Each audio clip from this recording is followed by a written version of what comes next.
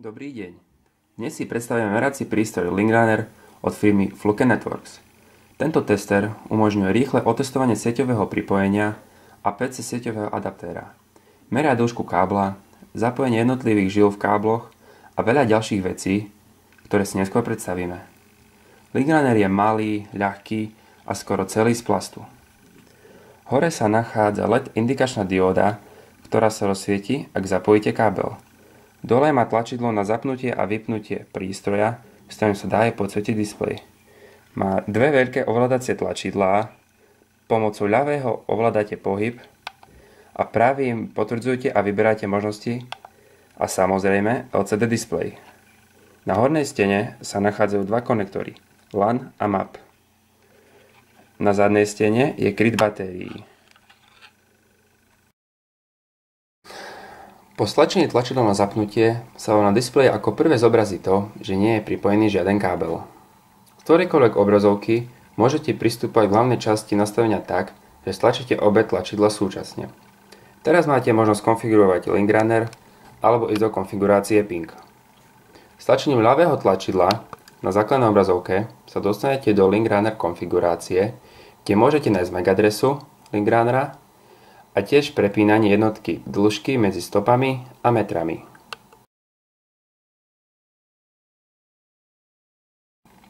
Stlačením pravého tlačidla na základnej obrazovke sa dostanete do konfigurácie ping, kde máte tri možnosti. Prvá je, že si môžete zvoliť, či chcete DHCP, a to odškrtnutím a zaškrtnutím políčka. Druhá, že si môžete zvoliť až 4 pevné IP adresy, alebo zvoliť nulu, čo znamená, že nechcete ping cieľa. IP adresa sa nastavuje tak, že stisnete pravé tlačidlo a pravým tlačidlom aj zvyšujete hodnotu čísla a ľavým sa pohybujete na pozíciách IP adresy. Tretia možnosť je, že môžete nakonfigurovať IP adresu, jej masku pod siete a IP adresu routera.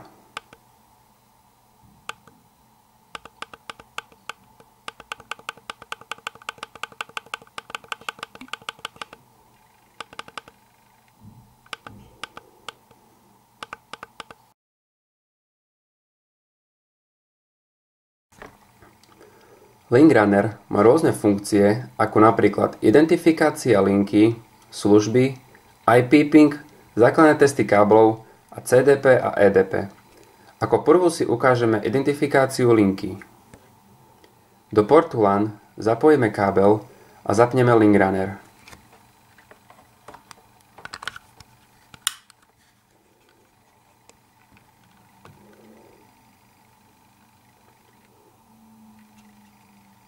LED dioda sa rozsvieti a na displeji sa nám zobrazia takéto ikony a informácie.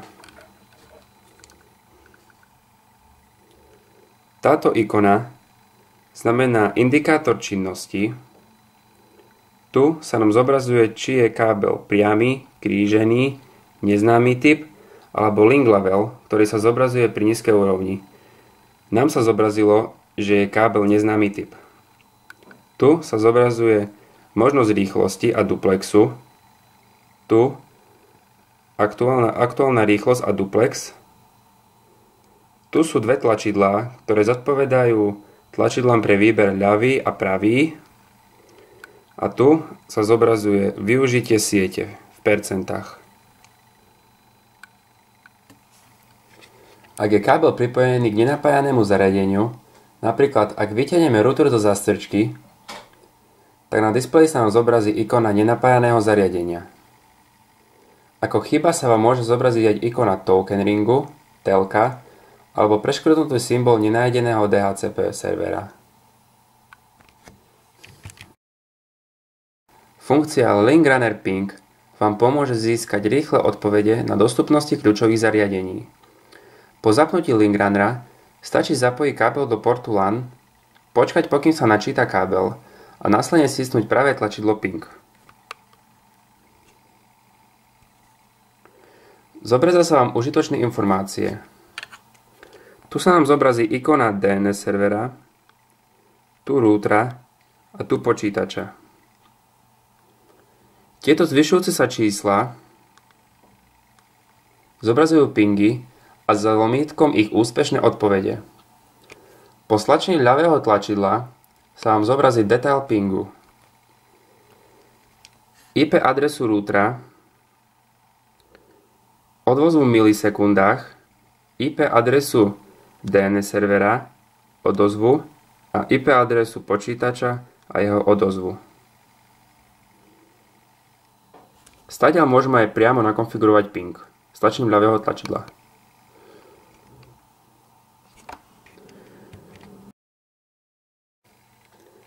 Po zapnutí Linkrunnera stačí zapojiť jeden koniec káblu do portu LAN a druhý koniec káblu do portu MAP.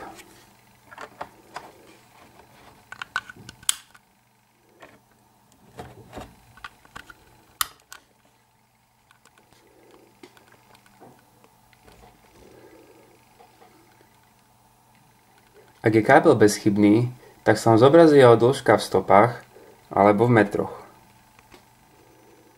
Ak je kábel zlý, tak na displeji sa vám zobrazí príčina jeho vady.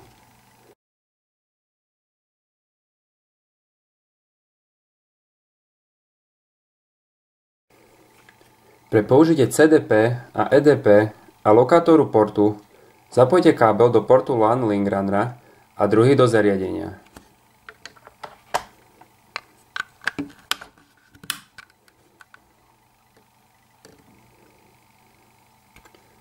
Stlačte ľavé tlačidlo a mala by sa vám zobraziť IP adresa a typ Cisco alebo Extreme zariadenia. My aktuálne pripojení do Cisco alebo Extreme zariadenia nie sme.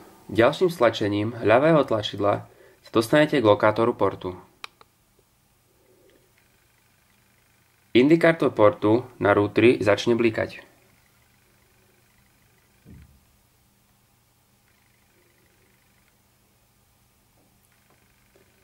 S použitím zariadení IntelliTone and Probe vám počítateľne lokalizuje kábel.